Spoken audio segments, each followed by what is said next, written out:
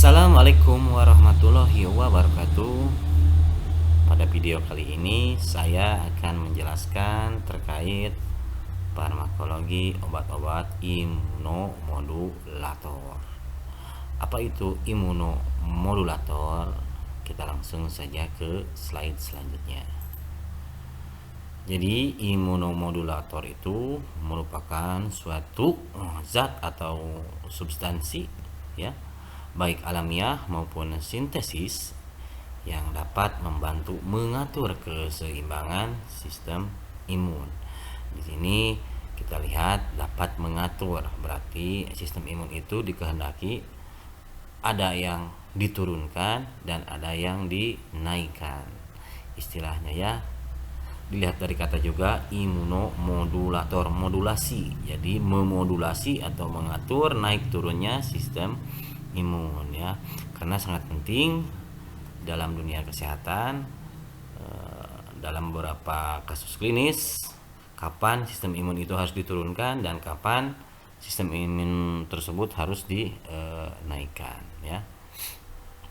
Intinya dari ilmu kesehatan sudah saya sampaikan di awal-awal pertemuan bahwa kalau bersinggungan dengan obat ataupun dengan ilmu kesehatan lain, yaitu salah satu yang ingin dicapai yaitu homeostatis, ya, atau keseimbangan. Jangan sampai berlebihan, jangan sampai kekurangan. Oke.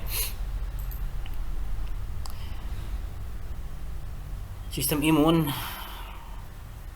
secara umum dibagi menjadi dua. Yang pertama ada respon imun non spesifik, ya. Ada respon imun spesifik, di mana ini merupakan perbedaannya dari masing-masing respon imun, ya. Yang ini yang non spesifik ini didapatkan secara alamiah, natural, ya, dibawa sejak lahir, ya. Sedangkan respon imun spesifik ini adaptif atau dapatan atau didapat setelah individu melangsungkan kehidupannya, ya. Bisa didapat dari lingkungan, bisa didapat dari vaksin, ya, dan lain-lain. Kalau ini bawaan dari lahir. Pertahanannya ini primer, ya. Pertahanan primer paling terdepan, paling awal apabila ada serangan dari luar, baik berupa bakteri dan lain-lain. Ini respon imun spesifik, pertahanannya memori sekunder, ya. Memori artinya memori nanti kalau sudah terpapar akan diingat dan dibuatkanlah antibodinya, ya. Ini untuk semua organisme, ya. Kalau non spesifik jadi tidak pandang bulu, jadi semua mikroorganisme diserang, ya. Untuk respon imun spesifik ini untuk mikroorganisme yang menyerangnya, misal yang menyerangnya virus flu, otomatis nanti antibodinya yang terbentuk yaitu antibodi untuk flu, ya. Sedangkan lagi hangat-hangatnya sekarang, ya, kasus virus COVID-19, ya. Untuk sekarang kan merupakan infeksi baru-baru. Nanti kita doakan mudah-mudahan ke depan seluruh umat manusia, ya, mempunyai antibodi secara alamiah, ya, dari kejadian ini. Karena kalau nanti si virusnya sudah dikenali oleh tubuh, maka tubuh akan memproduksi antibodinya. Yang ini komponen terbentuk sejak lahir, yang ini komponen terbentuk terhadap antigen. Antigen itu baik secara sengaja dimasukkan melalui vaksin atau tidak sengaja melalui lingkungan, ya. Ini kalau ada obrolan-obrolan segelintir banyolan, ya. Kenapa orang gila itu lebih tahan terhadap penyakit? Karena ya inilah, antigennya banyak didapat dari mana saja, ya. Dari tempat sampah, ya. Dari dari tempat-tempat kotor, ya. Sehingga lama-kelamaan jadi kebal karena terbentuk antibodi terhadap banyak bakteri maupun virus, ya. Yang ini terdiri dari fisik, mekanik, biokimia, dan humoral serta sel. Sedangkan yang respon imun spesifik ini humoral dan sel ya. Ini di dalam tubuh, kalau ini bermula dari di luar tubuh dan di dalam tubuh. Saya contohkan ini ya. Untuk yang fisik, contohnya di kulit ya. Kulit itu ada bakteri ya. Kulit mengandung bakteri. Bakteri berfungsi sebagai sistem pertahanan tubuh. Ada selaput lendir ya, ada silia di bulu hidung untuk menghalau mikroorganisme atau debu-debu dari luar.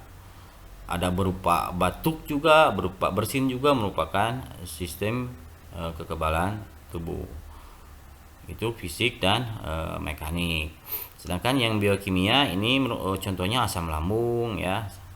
Adanya asam lambung itu akan menghalau mikroorganisme yang masuk ya melalui saluran pencernaan. Adanya lisozim, laktoferin, asam neramik ya. Contohnya itu untuk biokimia. Untuk yang humoral nih dan sel ya, seluler, contohnya sel fagosit yaitu monosit, makrofag, neutrofil, eosinofil ya. Untuk sel nul contohnya sel NK, natural killer, dan sel K, dan sebagai mediatornya ada basofil, ada matosit, dan trombosit ya. Ini bentuk molekulnya bisa lisozim, bisa komplement, CRV, dan interferon. Ini sel utamanya yaitu limfosit ya. Kita ketahui bahwa limfosit itu ada limfosit B dan limfosit T ya.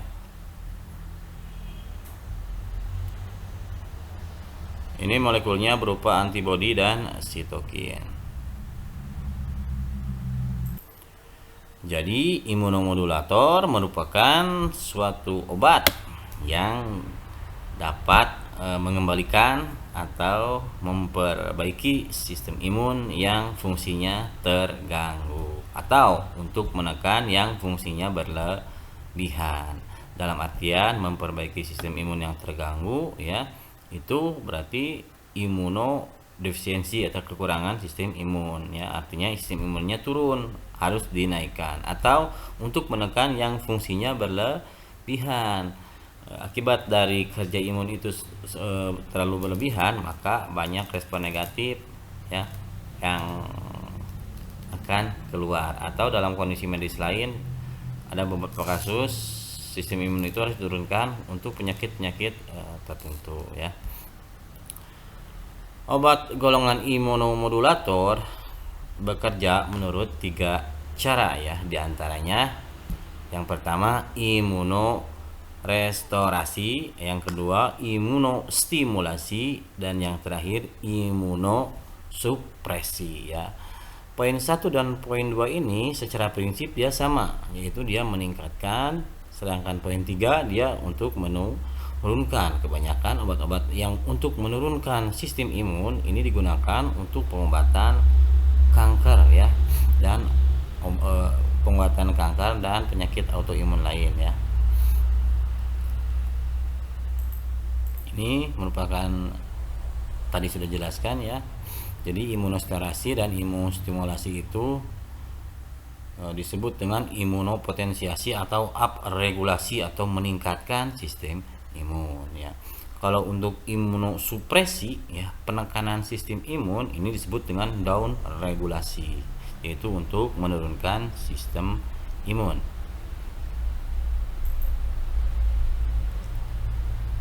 Imunosterasi ini caranya di dalam tubuh kita mengembalikan fungsi sistem imun yang terganggu dengan memberikan berbagai komponen sistem imun di dalam tubuh ya, seperti yang kita ketahui yaitu ada imunoglobulin dalam bentuk imun serum globulin atau ISG, ada hiperimun serum globulin, ada HSG, dan selanjutnya plasmaferesis, leukoferesis, selanjutnya transplantasi sumsum tulang, hati, dan timus. Biasanya imunorestorasi ini digunakan pada kondisi ini ya. Kita bahas yang ISG dan HSG. Nah, ini tujuannya diberikan untuk memperbaiki sistem imun ya yang menurun ya pada penderita dengan defisiensi imun, khususnya yang humoral ya, baik primer maupun sekunder. Definisi imunoglobulin ini dapat terjadi bila tubuh kehilangan IG ya atau imunoglobulin dalam jumlah yang besar ya. Kehilangan IG ini dalam jumlah yang besar diakibatkan karena yang pertama adanya sindrom nefrotik atau kerusakan pada ginjal ya. Yang kedua, limfangiektazi intestinal atau terjadinya penurunan produksi protein ya. Dan yang selanjutnya dermatitis eksfoliatif atau terjadi kemerahan pada kulit dan luka bakar ya.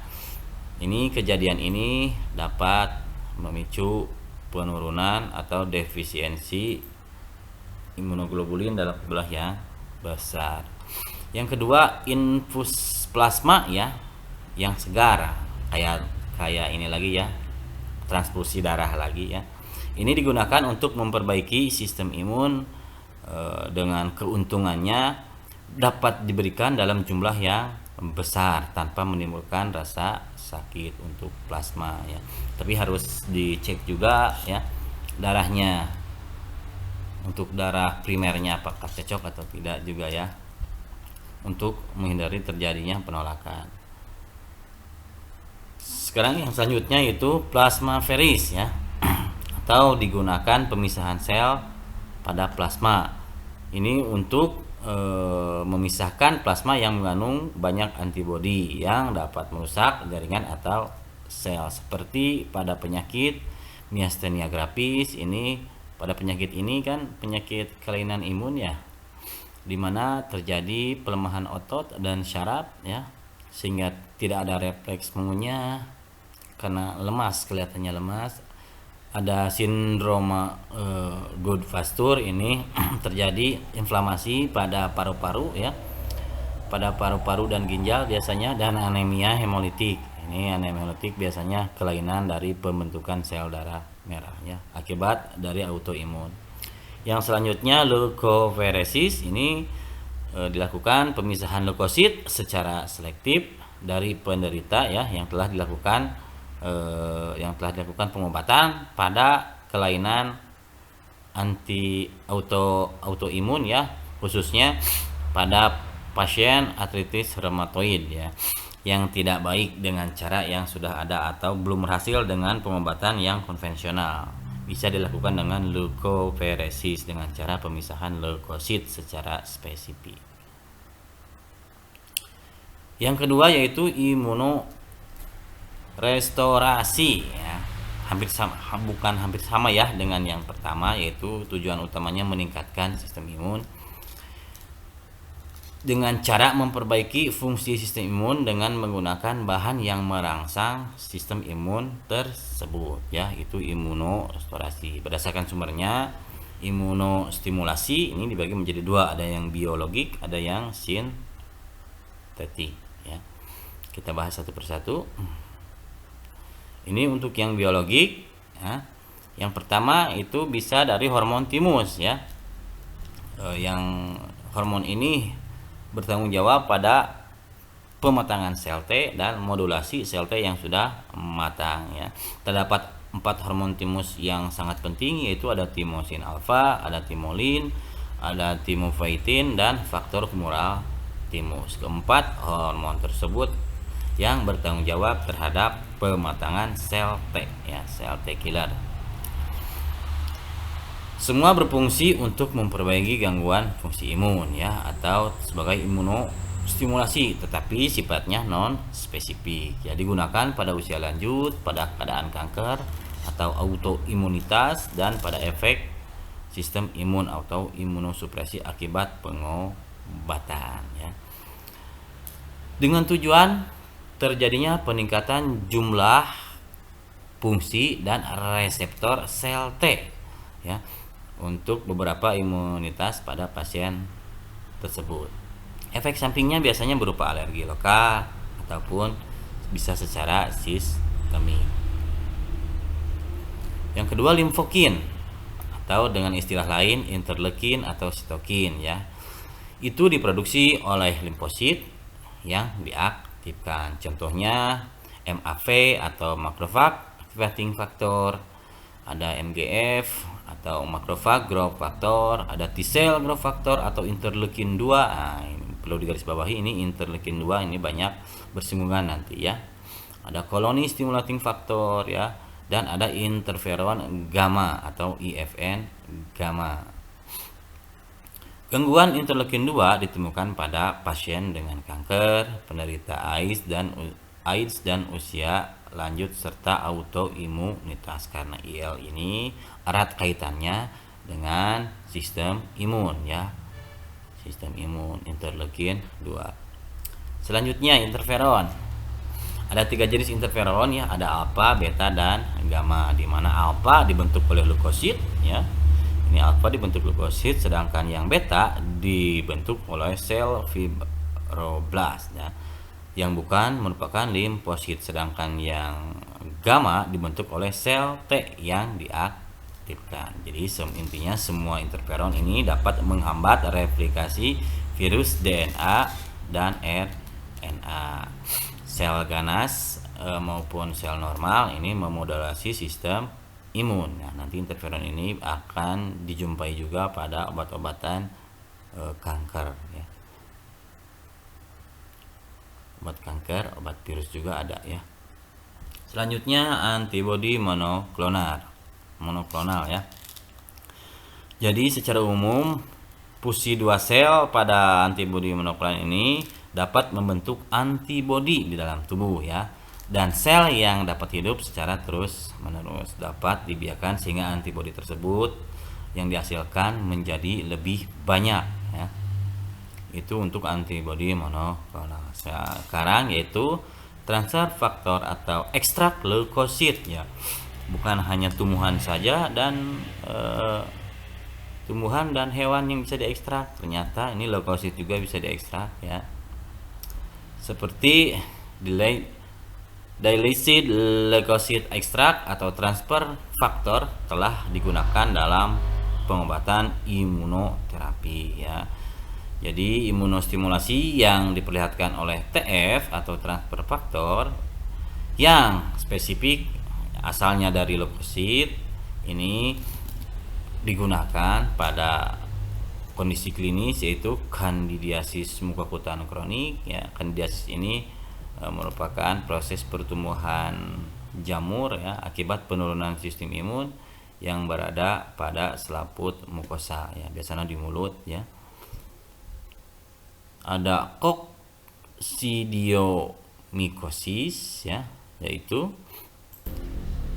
demam lembah, lepra ya, penyakit lepra, hati, ada TB dan Vaccinia gangrenosa. Yang selanjutnya yaitu limfokin aktivasi killer cell ya.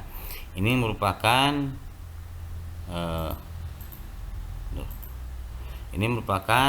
sel T sitotoksik sigenaik yang ditimbulkan secara in vitro dengan penambahan sitokin, seperti halnya interleukin 2 ya, tadi sudah dijelaskan, ke sel-sel seseorang yang kemudian diinfuskan kembali. Prosedur ini merupakan imunoterapi terhadap keganasan dari tumor atau sel kanker. Selanjutnya yang berasal dari bakteri ya. Ini contohnya yaitu ada BCG ya atau Bacillus calmette-guerin. Ini memperbaiki produksi limfokin dan mengaktifkan sel natural killer ya. Dan telah dicoba pada penanggulangan keganasan imunostimulan non spesifik. Ini diberikan untuk melindungi terhadap TB biasanya ya. Vaksin BCG digunakan pada bayi ya untuk mencegah terjadinya tuberkulosis ya. Ini Corynebacterium falcum digunakan sebagai imunostimulasi non spesifik pada keganasan. Ini Klebsiella dan Brucella ini diduga juga memiliki efek hampir sama dengan BCG ya. BCG ya. Untuk Bordetella pertussis ya memproduksi limfositosis promoting factor atau VLF yang merupakan mitogen sel T dan imunostimulan, atau ini biasanya vaksinnya disebut BP untuk penanggulangan batu kerajaan ya. Yang selanjutnya yaitu endotoksin. Endotoksin ini digunakan berdasarkan asalnya dari bakteri, dapat merangsang proliferasi sel B atau pembelahan sel B dan sel T, serta mengaktifkan makrofag di dalam tubuh. Sedangkan yang sintetik ini contohnya ada levamisol, yaitu derivat tetramizol. Ini levamisol ini dapat meningkatkan proliferasi dan sitotoksitas sel T ya, serta dapat mengembalikan energi pada beberapa penderita kanker. Nah, ini telah banyak digunakan pada kasus artritis reumatoid, penyakit infeksi virus, atau lupus erythematosus sistemik ya. Yang kedua, isoprenosin atau singkatannya ISO. Ini bahan sintesis ini mempunyai sifat sebagai antivirus ya, dan dapat meningkatkan proliferasi dan toksisitas sel T, hampir sama dengan levamisol juga ya. Ini juga selain sebagai proliferasi dan toksisitas sel T, ini dapat membantu produksi interleukin 2 ya, yang berperan pada diferensiasi limfosit, makrofag, dan peningkatan fungsi natural killer.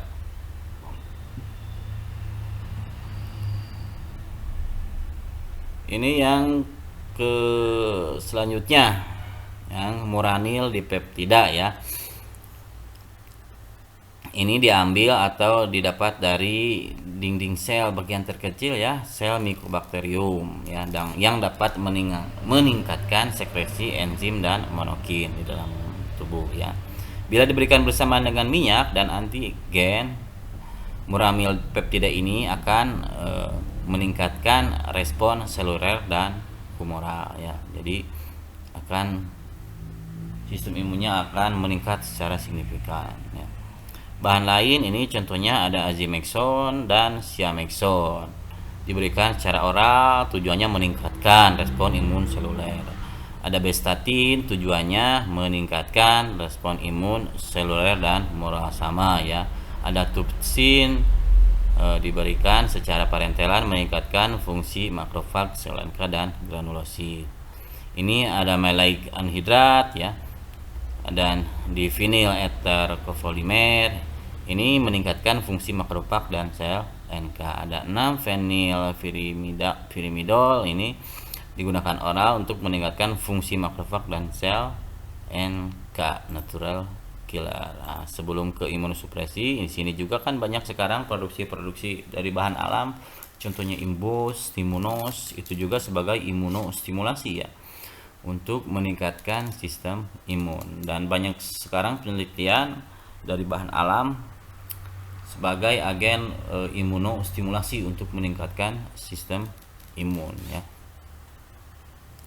Selanjutnya sekarang imunosupresi ya, merupakan suatu tindakan untuk menekan atau menurunkan respon imun ya.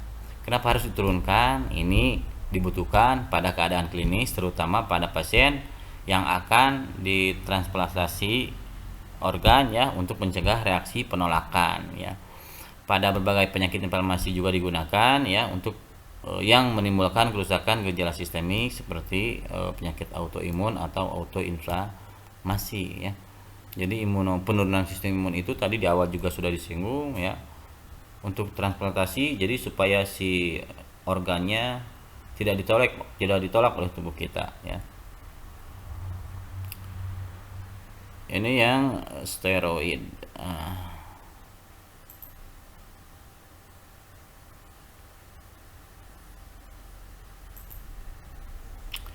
Untuk yang steroid, kalau untuk sebagai antiinflamasi ya, sebagai antiinflamasi mungkin sudah disampaikan sama Bu Nurul. Sekarang kita bahas ke arah imunosupresi imunosupresannya atau menekan sistem imun, di mana obat golongan ini steroid seperti glukokortikoid, prednison, methylprednison atau prednisolon ya.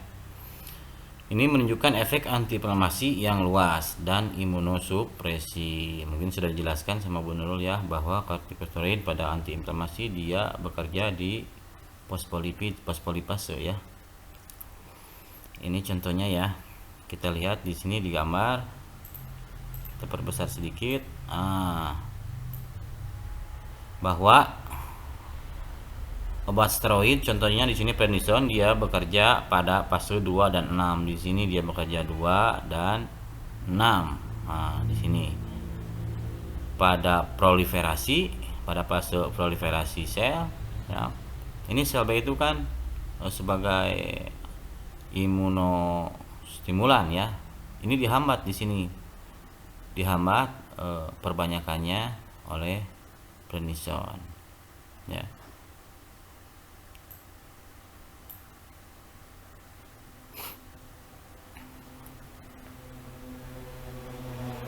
Jadi efek antiinflamasi dan efek imunosupresinya untuk kortikosteroid ini sulit dibedakan karena banyak sel, jalur, dan mekanisme yang sama terlibat dalam kedua proses tersebut, baik inflamasi maupun imunosupresi ya.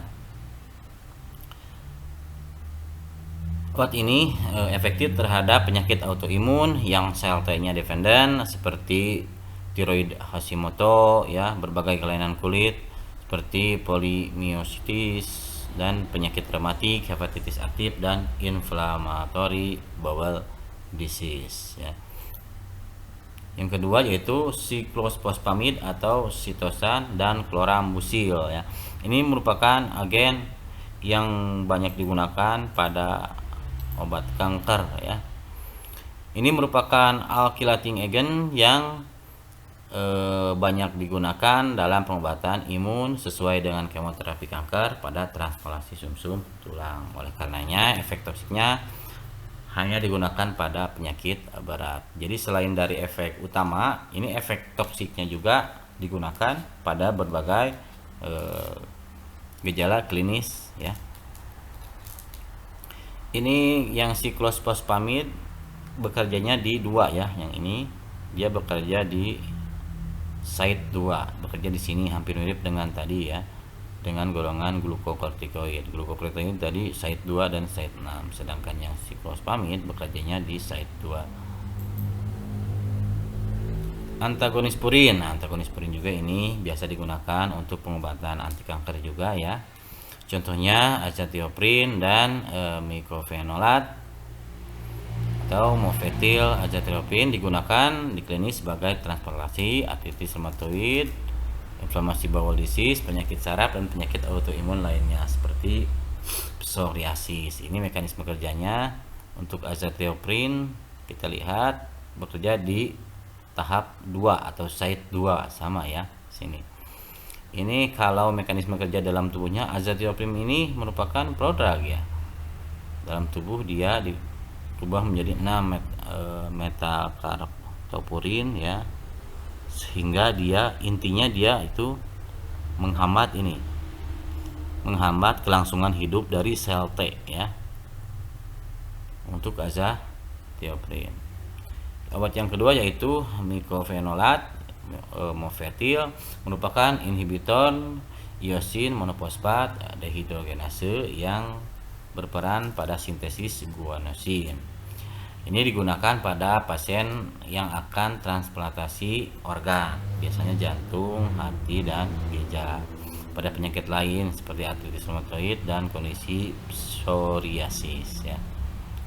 Selanjutnya siklosporin ya, dan rifampicin ini rifampicin. Dia bekerja untuk siklosporin, kita lihat dia bekerja di site 2 juga ya, siklosporin. Ini siklosporin ini bekerja di site 2 dan 3 di sini ya, di proliferase dan di sini T cell atau di antibody. Atau kita lihat juga di sini ada Artinya siklosporin ini, siklosporin menghambat ini ya, proses ini. Sehingga dalam membran plasma ini, sehingga tadi yang bertanggung jawab pada sistem imun itu interleukin 2 ya. Kalau dengan adanya interleukin 2 akan terjadi stimulasi respon imun dengan adanya interleukin 2. Siklosporin bekerjanya di sini, sehingga interleukin 2 ini tidak akan bisa memproduksi sistem imun ya, yang hasilnya nanti akan terjadi penurunan sistem imun ya, yang digunakan pada kasus di sini bisa dilihat untuk mencegah reaksi penolakan pada transplantasi organ ya, misalkan sumsum, tulang dan hati. Selanjutnya MTX atau methotrexate ya. Ini sama ya, merupakan agen imunosupresan. Kerjanya lihat kita di sini methotrexate di site 2 sama di sini ya. Kebanyakan obat imunosupresan bekerja di proses proliferasi ya. Ini merupakan antagonis asam folat yang digunakan sebagai anti kanker dan dalam dosis yang lebih kecil digunakan pada pasien artritis reumatoid, Joinville artritis reumatoid, polymyositis dan steroid resisten dan dermomyositis, sindrom Felty, sindrom Reiter, asma yang steroid dependent dan penyakit autoimun lainnya. Banyak aplikasi juga ya selain digunakan sebagai anti kanker, yang intinya untuk menurunkan sistem imun dari si pasien ya. Selanjutnya antibodi monoklonal, ini kita lihat ini ternyata jangkauannya lebih luas, yaitu pada site 1, 2, 3 pada saat awal ya, awal antigen berikatan, site 1, site 2 dan site 3 ya, untuk antibodi monoklonal ya. Dapat merupakan suatu imunosupresan yang aktif baik untuk sel B maupun sel T. Di awal tadi sudah jelaskan ya, yang bertanggung jawab terhadap imunostimulan yaitu sel B dan sel T. Sel B yang kita ketahui di Anpisman juga sudah jelaskan ya, itu diproduksi di sumsum tulang belakang. Sedangkan sel T adalah atau diproduksi pada sel timus ya. Berbagai antibodi monoklonal seperti leukosit diferensiasi antigen dapat menekan imunitas spesifik ya dan non spesifik, seperti halnya CD3 dan CD8 ya. Dengan diketahuinya peranan sitokin dan ditemukannya reseptor terhadap sitokin yang larut, maka nanti ini akan ada penemuan obat-obat baru ya, dengan adanya dengan diketahuinya peran dari sitokin ya, bakal munculun obat-obat baru untuk sebagai antibodi monoklonal.